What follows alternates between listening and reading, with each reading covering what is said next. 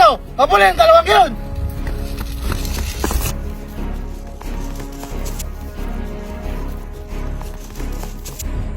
Kailangan na natin makatakas Ginoong Ibarra. Sumakay ka na dito, Ginoong Ibarra! Ayun! Si Ginoong Ibarra! Papuntang bangka! Magtago ka rito para di ka nila makita. Paano ka na, Elias? Huwag mo na akong alalahanin, Ginoong Ibarra. Magtago ka dyan kahit anong mangyari.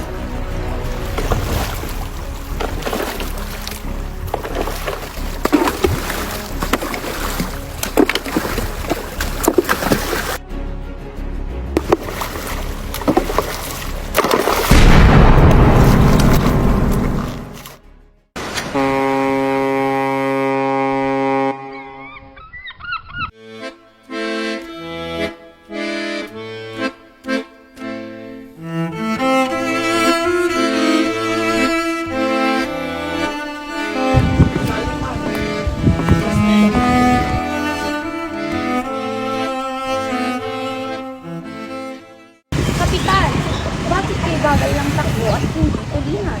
Dahil sa mababang bahagi iyon, Doña Victorina. Yes, eso. Wala naman kasing magandang lawa dito sa Las Pilipinas. Por culpa de este pobre gente. Ang lunas ng problema ay napakadali. Humukay ng kanal mula sa Lawa hanggang Maynila. Sa madaling sabi, pagbukas ng bagong ilog at ang ng dating ilog Pasig. Ngunit Ginoong Simon, mas maraming salapi ang magagastos at maraming nayon ang masisira. Pwes, sumira. Gamitin ang mga bilanggo at kung hindi sapat, gamitin ng taong bayan sa sapilitang paggawa. Ngunit maaaring magbunga iyan ng paghihimagsik. Mauulit na naman ang paghihimagsik dahil sa pilitang paggawa na iyan. Ito'y hindi na ulit mangyayari, Padre Salvi. At pwede bang tigilan ninyo na ang pagbanggit ng mga kahangalan?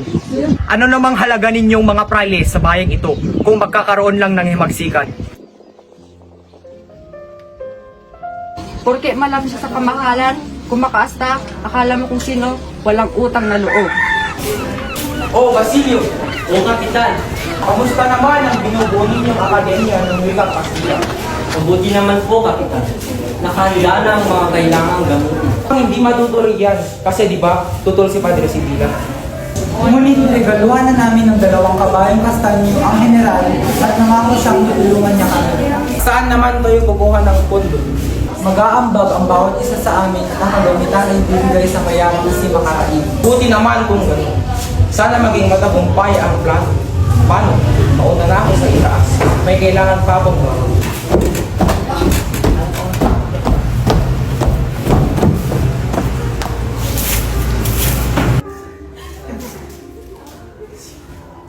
Tila'y nagkakatuwaan kayo dyan. Tungkol ba ito sa binubuo niyong Akademyang Wikang Kastila?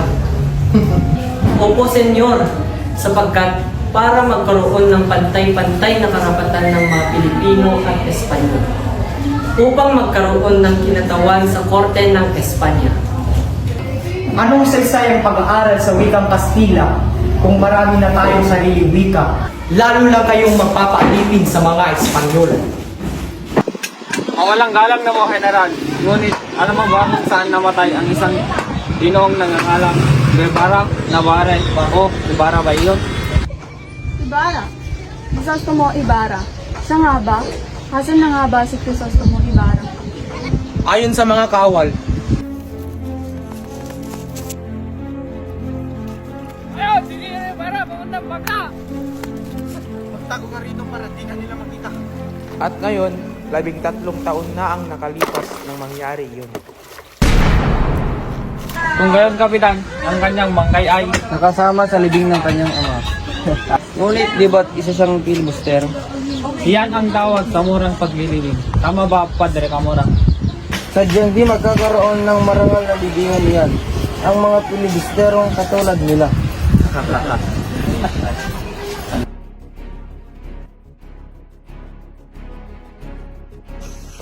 Senyor, maaari ko ba kayong tulungan?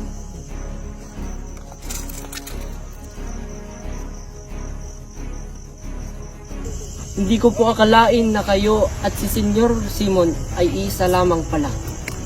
Narinig ko po mula kina Padre Florentino at Kapitan Basilio na ikaw daw po ang nagpapayo sa Kapitan General at tutuparin ang sapilitang paggawa. Ano po bang nangyari sa taong dati kong hinahangaan? Hindi na ako ang dating kilala mo. Ginagamit ko na ang aking isip upang mas lalo kayong maghirap at matutong maghimagsik. Ngunit senyor, ilang taon na lang at ako'y magiging sertipikadong doktor na. At ang hiling lang namin ni na Isagani ay matupad rin ang pangarap ng ating mga kababayan. Nagbibiro yata kayo. Bakit isinusulong ninyo ang Hispanismo? Tandaan ninyong hindi ito batayan sa pag-unlad ng bansa. Ang pag-aaral ng wikang Kastila sapagkat hindi nagmamahal sa sariling wika ay siyang wawasak sa sariling pagkakakilanlan. Pag-isipan mo munang mabuti. Meron lang akong dadaluhan.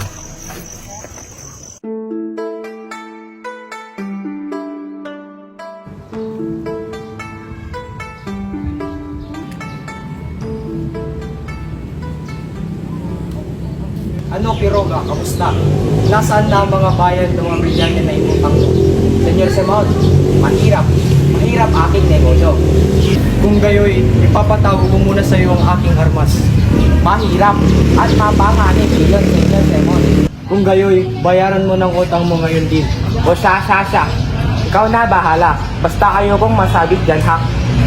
Huwag kang mag-alala, ako nang bahala.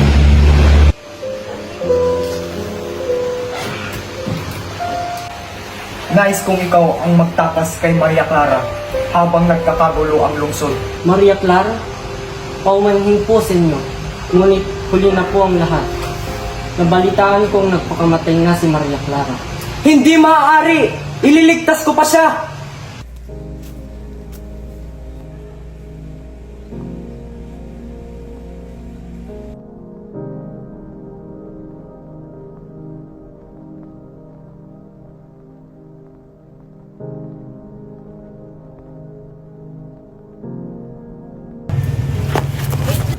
Huli!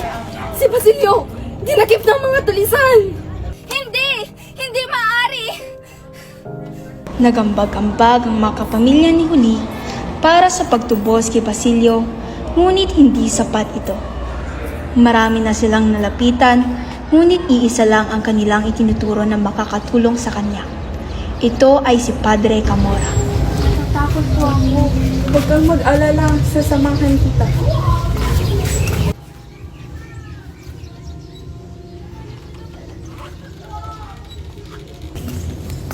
Magandang araw po, Padre Camora. O pobre senyora, naparito ka. Pasensya na po sa abala, ngunit kailangan ko po ng agarang tulong, Padre. Iha, ano bang aking itulong? Nakakulong po ang aking nobyo, si Basilio, at kailangan ko po siyang pakawalan, na napagbintangan lang naman po siya. Padre, desperado na po ako sa tulong niyo. Sige na po, nagmamakaawa na po ako sa inyo. Abay, maaari kitang tulungan. Susulatan ko si Alperes at bukas ng madaling araw, makakalaya na siya. Maraming salamat po, Padre. Kahit ano para sa iyo, basta't sumunod ka lang sa akin, matutupad ang iyong kahilingan.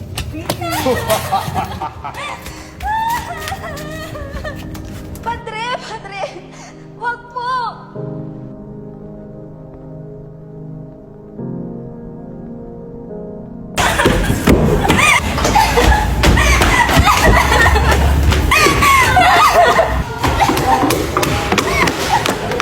Hindi karapat-dapat mabuhay ang isang maduming babaeng katulad ko.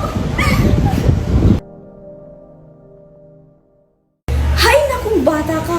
Ano ba ang tinuro nila sa bahay niyo at hindi ka marunong magdasal?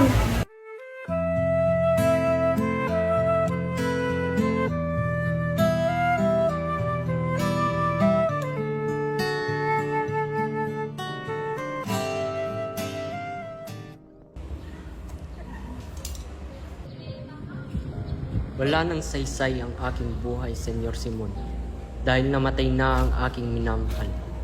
Gagawin ko na ang gusto mong mangyari. Ang lamparang ito ang tatapos sa buhay ng mga nambubusabos.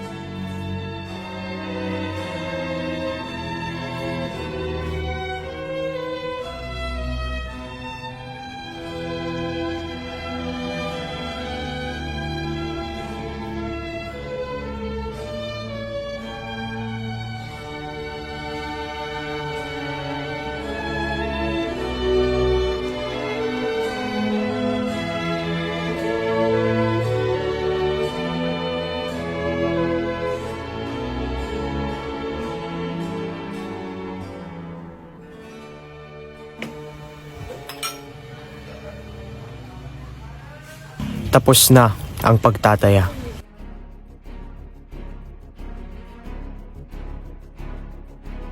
Ano ito?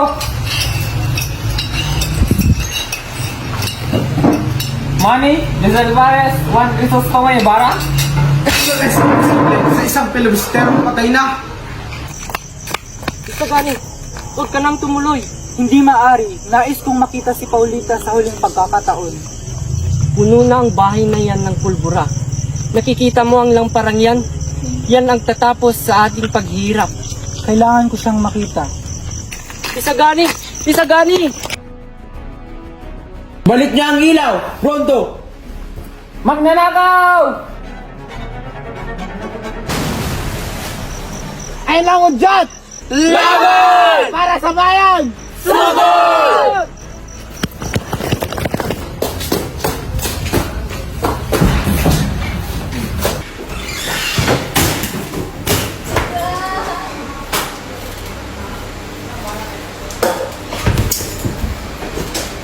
Senyor Simon, anong nangyari sa'yo? Teka lang at ako'y tatawag ng manggagamot. Sandali. Nangyari na ang nangyari. Mas pipiliin ko na lang mamatay kaysa makulong. Anong ibig mong sabihin, Ginoong Simon? Padre, ang totoo kong pangalan ay Juan Crisostomo Ibarra. No? Linano ko ang lahat ng paghiganting ito dahil sa galit. Sa lahat ng pagsisisi, kalungkutan at pagwasak ng pag-ibig namin ni Maria Clara. Ngunit ang Diyos, Padre, ay hinadlangan ang bawat balak at kilos.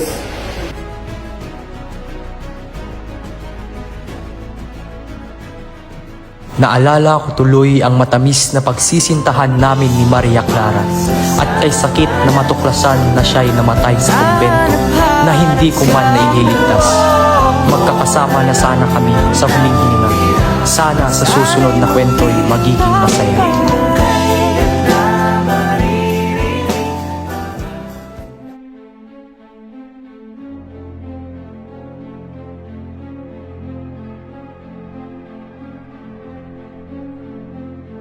Ang kayamanan, ang kumakatawan ng kasakiman na isa sa mga bisyong sumisira sa bansa. Sa ngalan ng Ama, ng Anak, at Diyos Espiritu Santo. Amen.